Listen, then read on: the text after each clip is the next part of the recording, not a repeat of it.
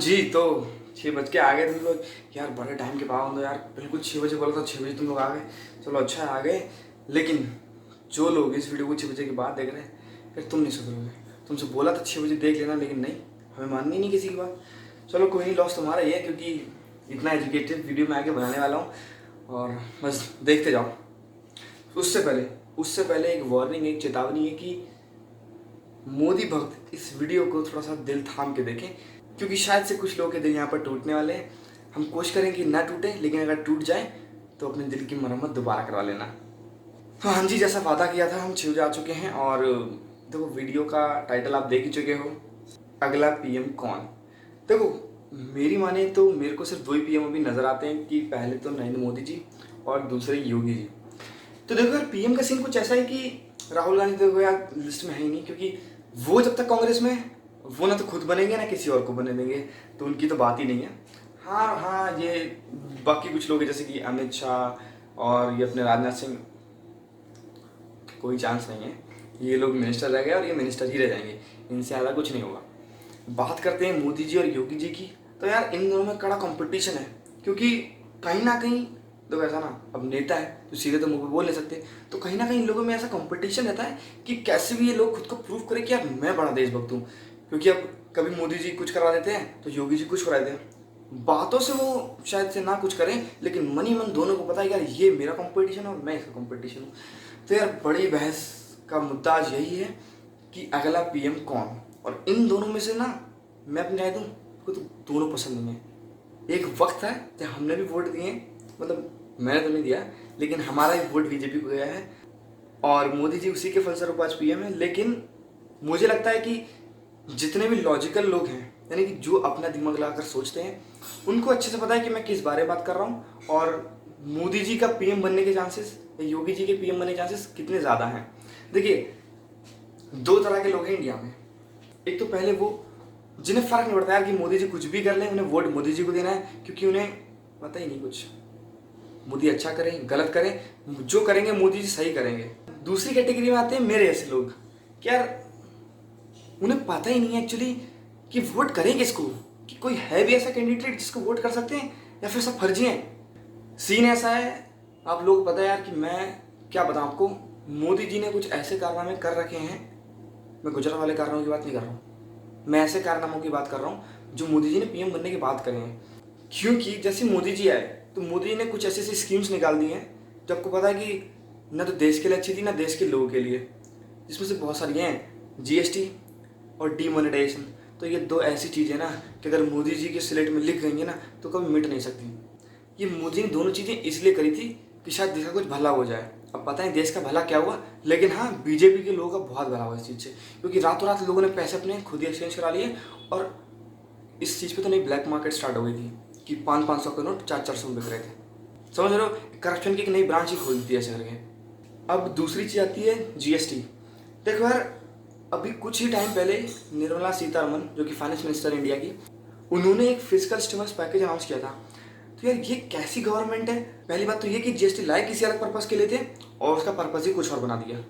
उसके बाद भी जब उन्होंने ला के यार हमने तो जीएसटी ला के बिल्कुल ऐसी तैसी कर दी देश की, तो क्या करा, एक फिजिकल स्टिमुलस पैकेज निकाल दिया कि एमएसएमई को हम ये करेंगे वो करेंगे। तो यार ये कौन सी बात है कि तुम ही मारोगे और तुम ही बचाओगे। तो यार ये कौन सी बात थी कि तुम ही मार रहे हो और तुम ही बचा रहे हो। मतलब कोई सेंस नहीं इस गवर्नमेंट का। पहले खुद ही ऐसी चीज़ें क्रिएट करती है जिससे कि दिक्कत आए, उसका बाद खुद ही कहती है कि देखो हमने सॉल्व कर दिया, तो प्रॉब्लम भी तो भाई तुम ही ला रहे हो। बात करते हैं अब योगी जी की। देखो मोदी जी के बारे में ज़्यादा बात नहीं करेंगे, क्योंकि ऐसा है ना, ज़्यादा बात कर लेंगे तो कल को शायद मेरा चैनल ही बंद हो जाए, और अभी मैं इतना बड़ा रिस्क लेने के मूड में नहीं हूँ। तो मोदी जी के बारे में कमी बातें, जीएसटी और डिमोनेटाइजेशन में मोदी जी को खत्म करते हैं। उसके बाद बात करते हैं योगी जी की। देखिए योगी जी ने स्कीम बहुत अच्छी निकाली है। मेरे को एक काम जो उनका बहुत पर्सनली पसंद आया वो था एंटी रोमियो स्क्वाड। देखिए लोगों पे काम ही नहीं कुछ, गर्लफ्रेंड और बॉयफ्रेंड को ही पकड़ना है हमें। देखिए योगी जी का क्या सीन है कि उन्हें फर्क नहीं पड़ता कि उत्तर प्रदेश में एजुकेशन सिस्टम कैसा है, करप्शन हो रहा है नहीं हो रहा है। उन्हें फर्क पड़ता है कि कौन लड़का लड़की एक साथ घूम रहे हैं, उनको पहले पकड़ो, क्योंकि वो देश की प्रायोरिटी है। क्योंकि अगर ऐसी चीजें हमारे देश से नहीं निकली तो हमारा देश आज तरक्की ना कर पाए। तो देखो कितनी अजीब सी सरकारें हैं।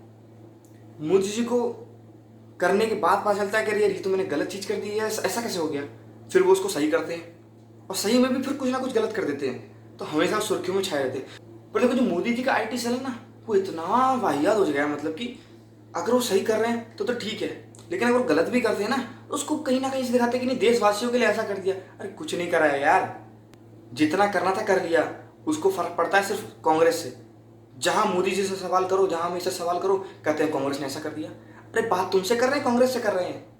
किसी भी बड़े जर्नलिस्ट का एक भी इंटरव्यू उठा के देख लो, मोदी जी और योगी जी ने या फिर अमित शाह ने, किसी भी मीडिया वाले जर्नलिस्ट का कोई भी एक भी आंसर अगर बिना कांग्रेस को बीच में ला दिया हो तो बताओ, क्योंकि उनके पास अपना कुछ है ही नहीं। देखो दिक्कत पता कहाँ आ रही है, क्योंकि दिक्कत यहाँ पे आ रही है क्योंकि तुम्हारी राजनीति का एजेंडा ही अलग है। बीजेपी राजनीति करती है अलग चीज से। हालांकि ये सब मैं जो बोल रहा हूँ कभी ना कभी मेरे अगेंस्ट में यूज हो सकता है, क्योंकि यार देखो अब बीजेपी कांग्रेस ये सब पार्टियां नहीं बची अपने देश में। अपने देश में दो तरह की, 3 तरह की हो गई हैं, क्योंकि अब केजरीवाल जी भी हैं। अब उनका तो समझ नहीं आता, वो तो उन्हें लगता है जिस साइड वोट ज़्यादा मिलते हैं वो साइड बह लेते हैं, और काम केजरीवाल जी कर रहे हैं। लेकिन केजरीवाल जी का भी यही है कि जहाँ पे बीजेपी और कांग्रेस लड़ रही है वहाँ ऐसा कुछ और एक चिंगारी लगा, क्योंकि उन्हें पता है कि दोनों लड़ेंगे तो फायदा तो मेरे ही होना है, क्योंकि बीजेपी और कांग्रेस के साथ कौन सी तीसरी पार्टी है। आप तो देखो बात इतनी सी है कि बीजेपी और कांग्रेस को अपने मुद्दे ना ये धर्म से जातिवाद से हटा के ना थोड़े ऊपर उठाने पड़ेंगे, क्योंकि आजकल ना हर एक इंसान माना स्मार्टफोन में टिकटॉक यूज कर रहा है, लेकिन कभी कभी ना वो शेयर की नोटिफिकेशन में भी आ जाता है कि मोदी जी ने ऐसा करा, कि योगी जी ने ऐसा कह दिया। तो उससे ना थोड़ा बहुत तो हमारा देश का युवा समझ ही रहा है कि देश में हमारे नेता कैसे हैं और उनके लिए क्या कर रहे हैं। अब जिसमें बिल्कुल ही बुद्धि नहीं है उसकी बात मैं नहीं कर रहा हूँ, लेकिन हाँ जिसको भगवान थोड़ी सी बुद्धि दे के भेजा है और वो उसका इस्तेमाल करना अच्छे से जानता है, उसको पता है कि मोदी जी को वोट दें, योगी जी को वोट दें, केजरीवाल को वोट दें। अब यहाँ पे मुझे आपका मत घोषित कर देना, बट हाँ क्योंकि हमारे पास कोई ऑप्शन ही नहीं है। देखो यार जो लोग कहते हैं ना कि नोटा दबाओ, नोटा नोटा से नहीं होता कुछ भी। नोटा वाले कैंडिडेट वो होते हैं जिन्हें करना तो बहुत कुछ होता है, लेकिन वो घंटा उखाड़ नहीं पाते कुछ भी, क्योंकि उनकी बस में कुछ नहीं है।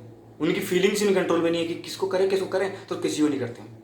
तो यार देखो बात सिर्फ इतनी सी है कि मोदी जी हूँ, योगी जी हूँ, कोई भी हो, इन सबको ये समझना पड़ेगा कि जब तक ये धर्म की और जाति की राजनीति करते रहेंगे, ना बीजेपी ना कांग्रेस, दोनों एक ना एक दिन खत्म हो जाएंगे। कांग्रेस तो बीजेपी ने खत्म कर दी है, अब बीजेपी खुद को भी खत्म कर लेगी। जब तक ये राजनीति खत्म नहीं होगी गलत तरीके वाली। अब अच्छी तरीके की राजनीति मैं तो बता नहीं सकता कि कैसी होनी चाहिए, लेकिन जो देश में पढ़े लिखे लोग बैठे हैं ना बड़ी बड़ी कुर्सियां लेके, उन्हें पता है राजनीति कैसे होती है, बस वो चुप हैं तो कुछ सोच समझ कर। क्योंकि यहाँ सुशांत सिंह एक नहीं है, यहाँ लाखों सुशांत सिंह राजपूत रोड पे घूम रहे हैं और जिनकी टैलेंट की घंटा नहीं कदर होती है। कोई तुम्हारी फिक्र नहीं करता, या तो तुम किसी बड़े आदमी के बेटे हो या फिर तुम्हारे जेब में बहुत सारा पैसा हो, तभी लोग तुम्हें पूछें।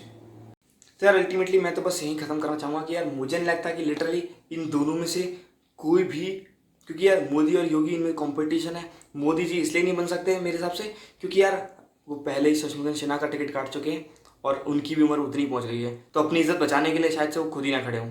और दूसरे रहे योगी जी, या तो वो गाय चलाएं, भैंस चलाएं और वो कुछ भी करें पर पीएम ना बने, क्योंकि पीएम एक ऐसा व्यक्ति होना चाहिए जो पढ़ा लिखा थोड़ा समझदार हो, जिसमें पता हो कि देश को कैसे चलाना है, न लोगों को कैसे मैनिपुलेट करना है, लोगों कैसे भड़काना है। ये सब काम हमें नहीं चाहिए। हमें एक ऐसा देश चाहिए जो 70 साल में 5 साल में डेवलप कर जाए, क्योंकि यार 70 साल हो गए आज़ादी को, कहते रहते हैं ना, मैं भी यही पढ़ता हूँ, तुमने भी यही पढ़ा है और हमारे पापा मम्मी ने भी यही पढ़ा है कि 70 साल 70 साल 70 साल। अरे कब के आज़ाद हो गए भैया, अब तो डेवलप कर जाओ, या पूरी ज़िंदगी डेवलपिंग करते रहोगे कि लोग आगे डेवलप्ड होते जा रहे हैं और हम उनको पीछे रेस में भागते जा रहे हैं और डेवलप्ड ही नहीं हो पा रहे हैं। तो इस वीडियो को इतने रखते हैं आज के लिए, धन्यवाद। और हाँ कमेंट करके अपनी राय जरूर देना और बताना यार कि तुम्हें क्या लगता है कि कोई मोदी जी या योगी जी में से कोई है बनने लायक पीएम के, और अगर है तुम्हें फिर भी ऐसा लगता है कि है, तो यार मुझे जरा एक ऐसा कमेंट लिख दो कि मेरी आंखें खुल जाएं, क्योंकि मैं भी जानना चाहता हूँ कि अभी भी जो लोग मोदी जी और योगी जी को सपोर्ट कर रहे हैं उसका रीज़न क्या है, और किसी और को लगता है कि यार नहीं इनमें से कोई और या कोई और ऐसा बंदा है जो कि पीएम पद का उम्मीदवार हो सकता है, तो मुझे जरूर बताएं। मैं बिल्कुल